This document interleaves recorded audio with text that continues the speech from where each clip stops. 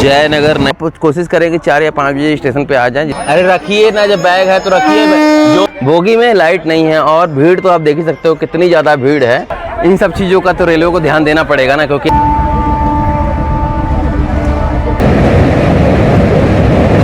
तो ये हाल हो जाता है शिव गंगा का प्रयागराज। आप खुद कमेंट सेक्शन में बताइए कि कौन से 5 सेंट्रल स्टेशन है।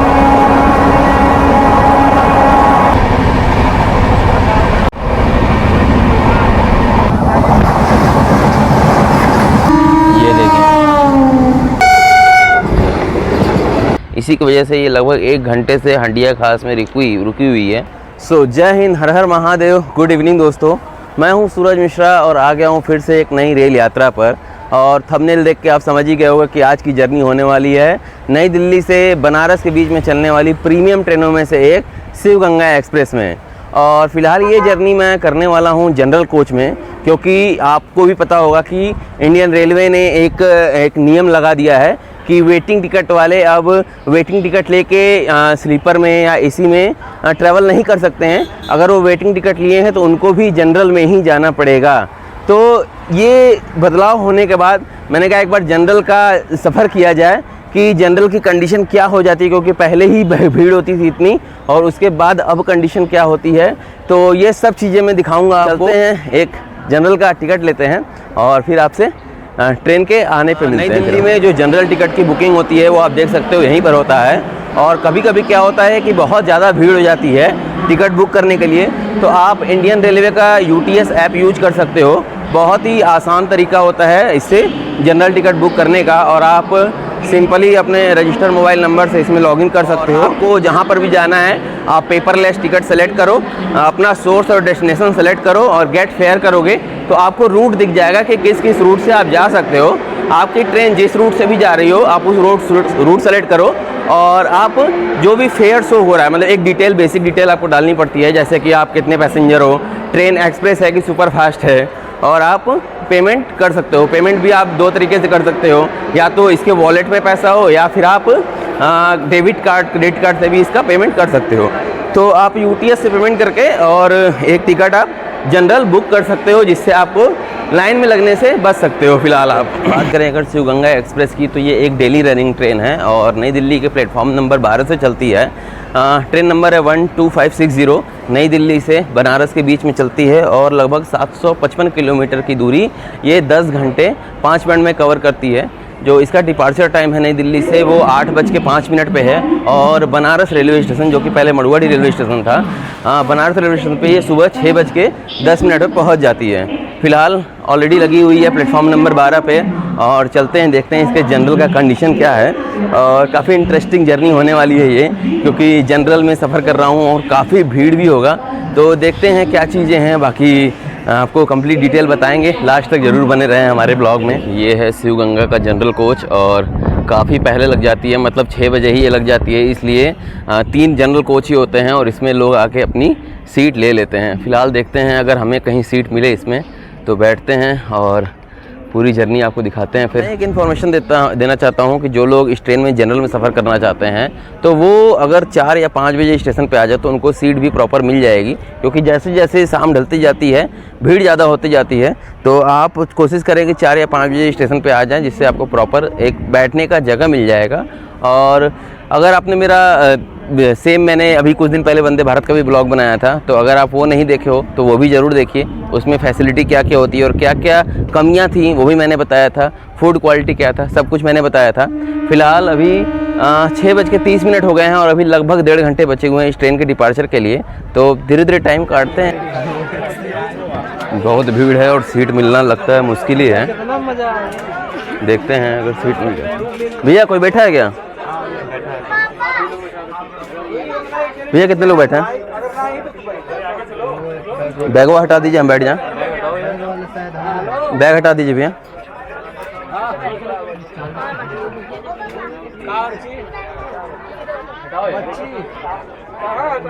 ये थोड़ा अंदर चल दिए। तो फाइनली यहाँ पे जगह मिला है और काफ़ी भीड़ है। जनरल में 6 बजे ही लग जाती है, इसलिए अभी से ही भीड़ है, बाकी 2 घंटे भी बचे हुए हैं। और देखिए कितना भीड़ होता है इसमें। नरवा वाला बैगवा हटा देंगे ना तो हो जाएगा। नहीं तो बैगवा के ऊपर बैगवा रख दीजिए। अरे रखिए ना, जब बैग है तो रखिए, जो भी आएगा बैग नीचे रखा जाएगा फिर, और क्या, चढ़ने दीजिए इनको। चढ़िए चढ़िए।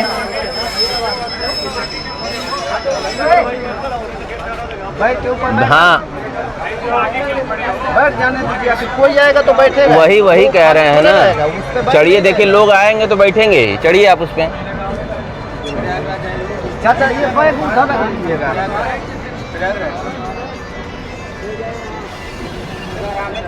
सौ दिए ना, हम इसीलिए हमका सौ देता कि छुट्टा हो जाए। अरे इनके 300 की है, मैंने छुट्टे के लिए दिया, तो छुट्टा हो जाए तुम्हारे पास में, कम से कम लोग पास।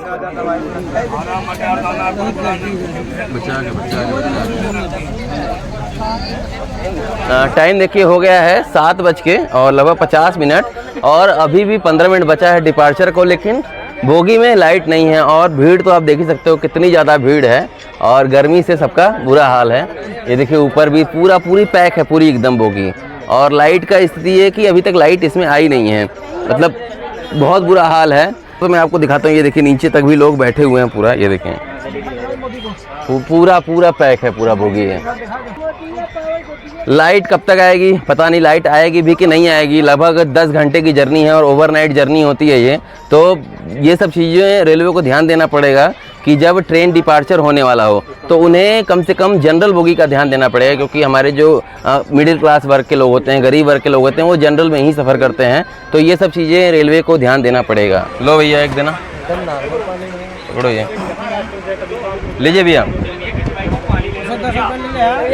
क्योंकि ट्रेन क्या है कि नई दिल्ली से खुलती है तो सीधा इसका पहला जो स्टॉपेज होता है वो सीधे कानपुर सेंट्रल होता है, इसलिए जो भी खाने पीने की चीज़ें हैं वो आप भी कैरी कर लें, और जनरल कोच है इसलिए पानी और जो भी खाने पीने की चीज़ें हैं वो आप ज़रूर लेके चलें साथ में। फिलहाल हम कुछ नहीं लिए, हम सिर्फ पानी की बोतल लिए हैं, देखते हैं अगर कोई कैटरिंग वाला आता है तो उससे कुछ ना कुछ ऑर्डर कर लेंगे। हमारी ट्रेन निकल रही है नई दिल्ली से, और हाँ फ़ोन बाहर निकाल कर थोड़ा रिकॉर्ड करना यहाँ पर सेफ़ नहीं होता है, क्योंकि फ़ोन वगैरह यहाँ पे छीन लेते हैं। बाकी लगता है चैन पुलिंग हो गया है। बाकी भीड़ आप देख सकते हो कितनी ज़्यादा भीड़ है फ़िलहाल ट्रेन में, और इसीलिए मैं आज जनरल कोच में सफ़र कर रहा हूँ कि मैं आप दिखा सकूँ कि जनरल में कितनी भीड़ होती है शिव गंगा की। ये देखिए पूरा नीचे तो पैक है ही, ऊपर भी पूरा पैक है और इधर भी पूरा पैक है, और यहाँ तक कि गेट भी पूरा पैक है कि लोग आ जा नहीं सकते हैं बिल्कुल। इसका जो पहला स्टॉपेज पड़ता है वो सीधे कानपुर सेंट्रल पड़ता है, और बाकी जो बड़े बड़े स्टेशन के स्किप होंगे, टुंडला जंक्शन, इटावा जंक्शन, इन सब के स्किप मैं आपको दिखाता हूँ। जनरल में ऐसे ही सफ़र होता है, कभी आप बैठे कभी हम बैठे, ऐसे बैठ के सफ़र होगा जनरल में, और इन सब चीज़ों का तो रेलवे को ध्यान देना पड़ेगा ना, क्योंकि अगर इतनी संख्या चल रही है जनरल बोगी में तो या तो जनरल के कोच बढ़ाएं जिससे ये लोग जो बैठे हुए हैं ज़मीन पे या जो खड़े हुए हैं इनको भी सीट मिल पाए, तब ये सफ़र कर पाएँ। ये जनरल में नॉर्मल होती हैं कि हल्ला गुल्ली, और वैसे एक पूरे जनरल के कंपार्टमेंट का आधा जो पार्ट है वो मैंने देखा था स्टार्टिंग टाइम पे कि मिनिस्ट्री ऑफ होम अफेयर्स के लोग आके बैठे थे और बोल रहे थे स्टाफ हैं इसलिए हम इधर आके बैठेंगे, और मतलब बाकी लोगों को उधर बैठने नहीं दे रहे थे फ़िलहाल, तो इसीलिए लोग हल्ला गुल्ला कर रहे हैं। ये देखें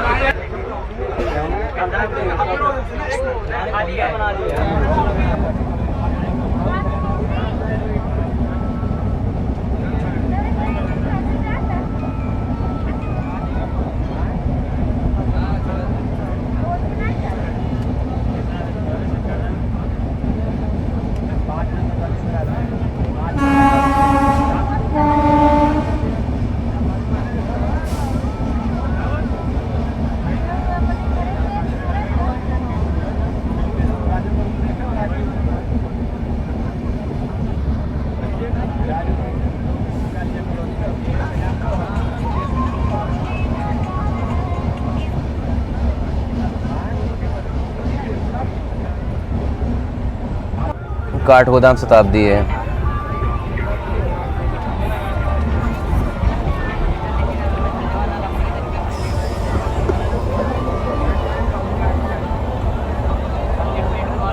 यह है काठगोदाम नई दिल्ली शताब्दी एक्सप्रेस।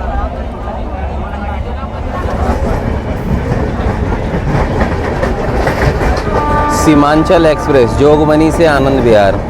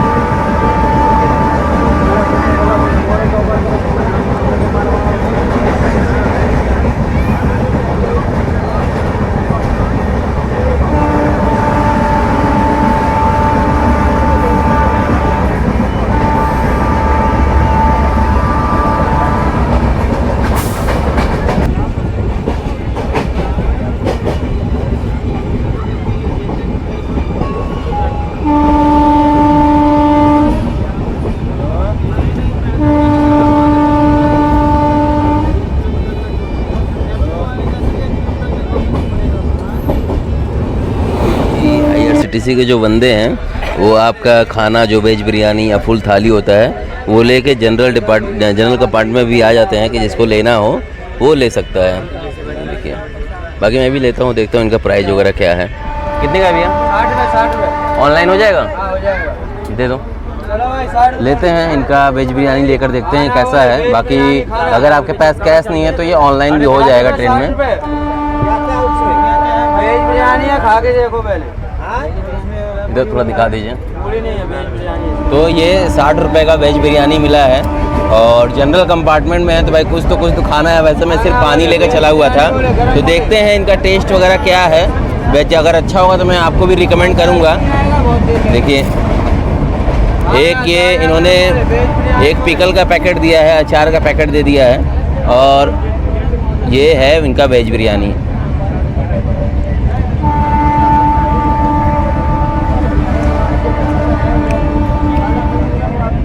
ठीक है, आप ले सकते हो ट्रेन में, क्योंकि जनरल कंपार्टमेंट में एक तो नॉन स्टॉप ट्रेन है, मतलब दिल्ली से खुल कर सीधे कानपुर रुकती है। तो जनरल कंपार्टमेंट में भी अगर एक खाना ला कर दे रहे हैं तो आप मतलब ले सकते हो खाना ये, और जेन्युइन प्राइस है 60 रुपये में भी ठीक है प्राइस।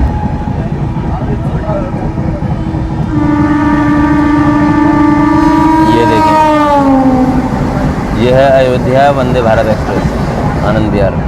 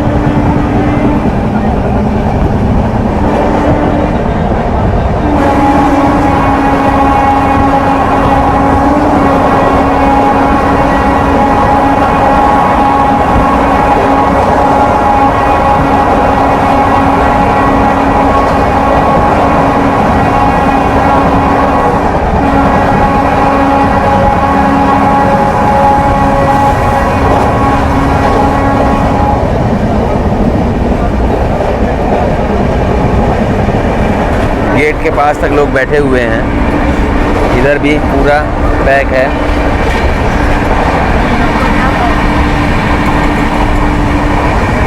ये देखिए पूरा पैक है।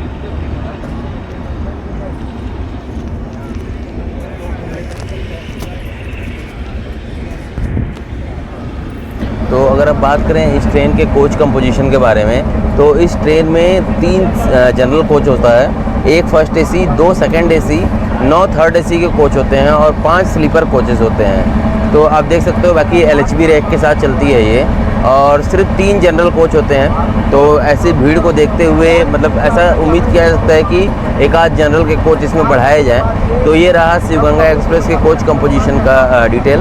बाकी अभी हमने टुंडला क्रॉस किया है, फिर इटावा, और फिर रात को 1 बजे पहुंचेंगे हम कानपुर सेंट्रल।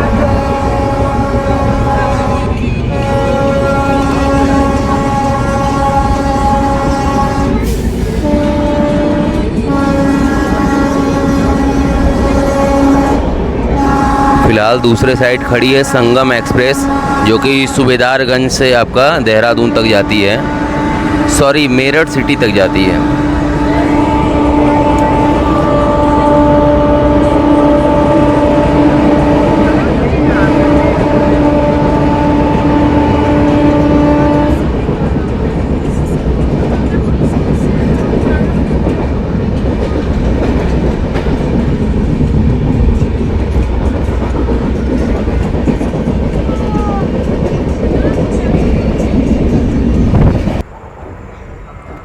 कानपुर सेंट्रल। वही है, वही है जगह टिकट वाले इधर ही है,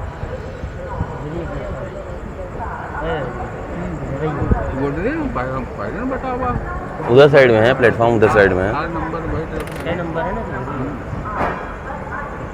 स्टेशन आने से पहले उतरने के एक रीज़न ये भी हो सकता है कि बंदे के पास टिकट ना हो। ये देखें हम पहुंच गए हैं भाई कानपुर सेंट्रल।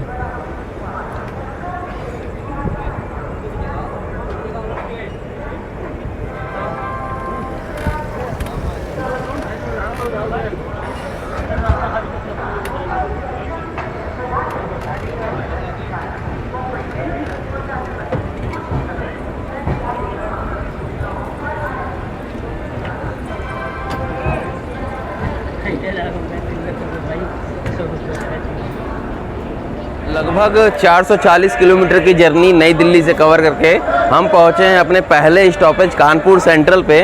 और लगभग ये अपने ऑन टाइम पर ही थी। 1 बजे ये कानपुर सेंट्रल के आउटर पे आके खड़ी हो गई थी, लेकिन आधे घंटे तक आउटर पे ही खड़ी थी। और अभी टाइम हो गया है 1:36 और प्लेटफॉर्म नंबर 6 पर लगी है। और इसका जो कानपुर में स्टॉपेज है वो टोटल 5 मिनट का स्टॉपेज है। तो वैसे बिरयानी वगैरह तो हम खा ही रखे हैं। देखते हैं अगर कुछ समोसा वगैरह। सामने वैसे खड़ी है Awadh express, Barauni junction Bandra terminus Awadh express खड़ी है। और हमारी ट्रेन लगी है प्लेटफॉर्म नंबर 6 पर। और मैंने अपने कई सारे ब्लॉग में बता रखा है कि कानपुर से आपको कई तरफ की ट्रेनें मिल जाएंगी।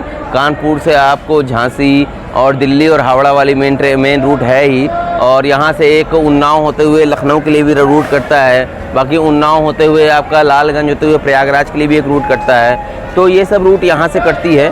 और कानपुर सेंट्रल हमारे इंडिया के 5 सेंट्रल स्टेशनों में से एक आता है। ये भी मैं आपको कई बार बता रखा हूँ, कई सारे ब्लॉग में बता रखा हूँ अपने। तो आप बताइए खुद, आप खुद कमेंट सेक्शन में बताइए कि कौन से 5 सेंट्रल स्टेशन हैं। मैंने कई बार बता रखा है। एक कानपुर सेंट्रल हो गया, बाकी 4 आप खुद कमेंट सेक्शन में बताइए कौन से होते हैं। ये पीछे का नज़ारा देख सकते होगे कि लोग जहाँ जगह मिला है, जिसको जैसे मिला है, आप यहाँ पर भी देख सकते हो। ये देखिए, जिसको जैसे मिला है वैसे सोया हुआ है इस टाइम, जैसे मिला है वैसे बैठा हुआ है इस टाइम। तो यही है जनरल की कंडीशन। इंडियन रेलवे में जनरल की कंडीशन ऐसी ही है कुछ फ़िलहाल में। और मेरा तो मतलब मैं काफ़ी दिनों बाद जनरल का ब्लॉग बना रहा हूँ। यही सब चीज़ें एक्चुअल जो ग्राउंड लेवल की चीज़ें होती हैं ना, वो बाकी लोगों को दिखाने के लिए। तो ये सब चीज़ें होती हैं, ये आप भी देखिए। और जितना हो सके कुछ नई चीज़ें लाइए, हो सके तो स्लीपर के कोचेज़ बढ़ा दिए जिनसे इनको कंफर्म टिकट मिले और ये ऐसे ना जाएं, अच्छे से सीट पे सो कर जाएं। तो बाकी प्रयागराज में मिलते हैं आपसे।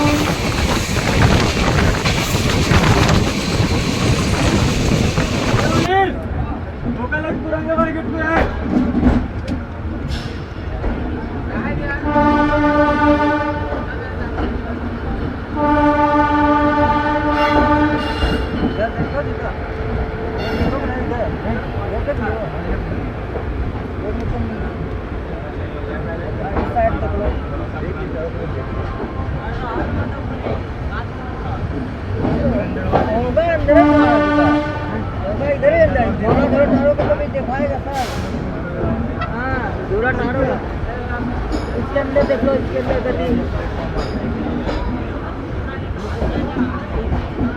गली देखो होगा, तुम्हारा होगा, बराबर होगा।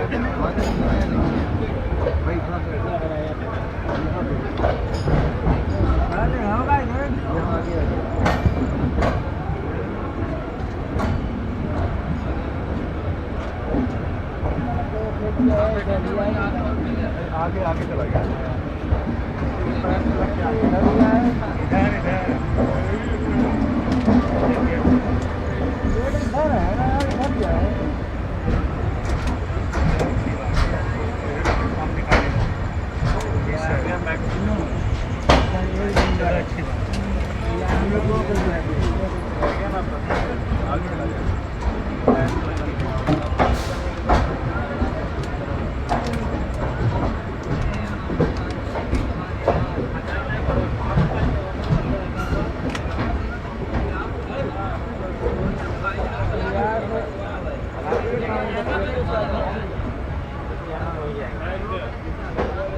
अभी हो रहा है 3:45 और हमारी ट्रेन पहुंची है प्रयागराज जंक्शन पे।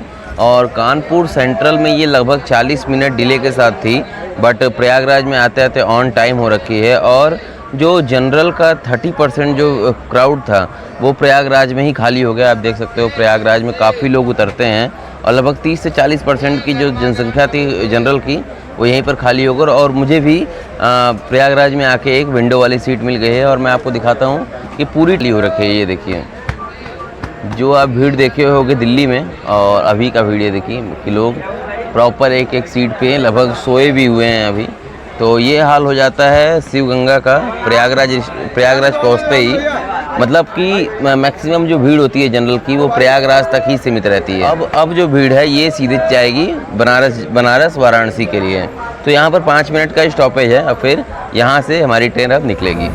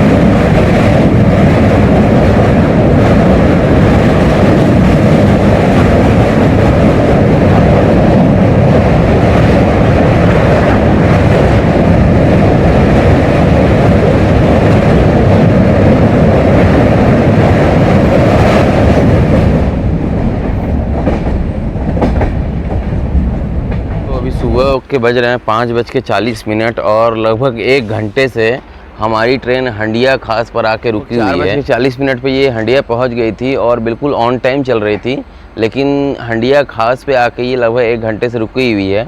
और जैसा कि इन्फॉर्मेशन मिल रहा है कि इसी के आगे लिच्छवी चल रही थी और लिच्छवी से आगे कुछ तो हुआ है प्रॉब्लम, और क्या हुआ है ये पता नहीं है। इसी की वजह से ये लगभग 1 घंटे से हंडिया खास में रुकी हुई है। अब देखते हैं यहाँ से कब निकलती है और कितना टाइम लगता है। मतलब मुश्किल से 80 किलोमीटर और बचा हुआ है यहाँ से बनारस, बट अब आगे क्या सिचुएशन है क्या नहीं है इसकी वजह से ये यहाँ पर रुकी हुई है। तो देखते हैं कब तक रुकी रहती है और जैसे ही निकलती है वैसे ही मैं आपको अपडेट देता हूँ और बाकी फिर कंप्लीट जर्नी करते हैं बनारस पहुँच के। जयनगर नई दिल्ली स्वतंत्रता सेनानी एक्सप्रेस।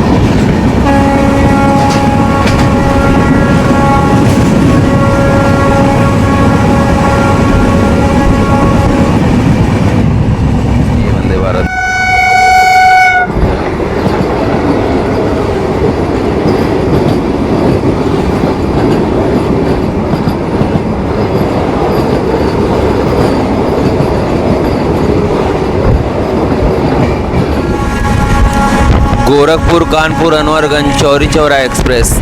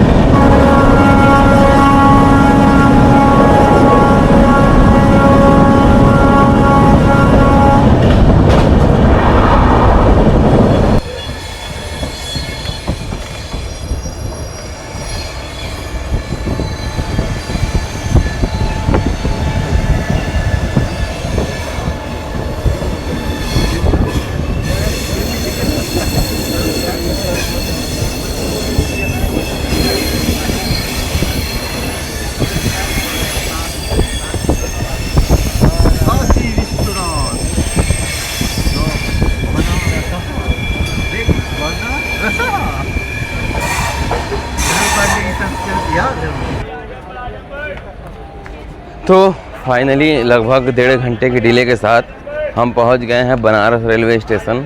और अपनी ट्रेन 1.5 घंटे डिले हो गई है, और क्योंकि हंडिया खास तक ये बिल्कुल टाइम पर थी और हंडिया खास के बाद ये 1.5 घंटे डिले हो गई है, क्योंकि लिच्छवी एक्सप्रेस का कुछ तो किसी से शायद ट्रैक्टर ट्राली से किसी से कुछ छोटा सा एक्सीडेंट हो गया था, इसलिए वो रूट थोड़ी देर के लिए डिस्टर्ब हो गया था।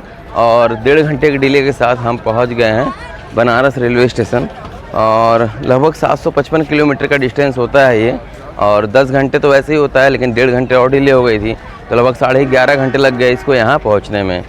तो फ़िलहाल दिल्ली से बनारस तक की जर्नी यहीं पर कंप्लीट करते हैं। और कैसी लगी आपको ये जनरल वाली जर्नी, मतलब जनरल में ब्लॉग बनाया मैंने ये, तो कैसी लगी आप ज़रूर बताइएगा। बाकी चैनल पर नए हो तो चैनल को सब्सक्राइब करिए और अपने फ्रेंड्स और फैमिली के साथ भी ये ब्लॉग को शेयर करिए, दिखाइए कि जनरल की एक्चुअल कंडीशन क्या होती है। सो मिलते हैं किसी एक नए दिन, नए जर्नी और नए ब्लॉग के साथ, तब तक करिए जय हिंद, हर हर महादेव।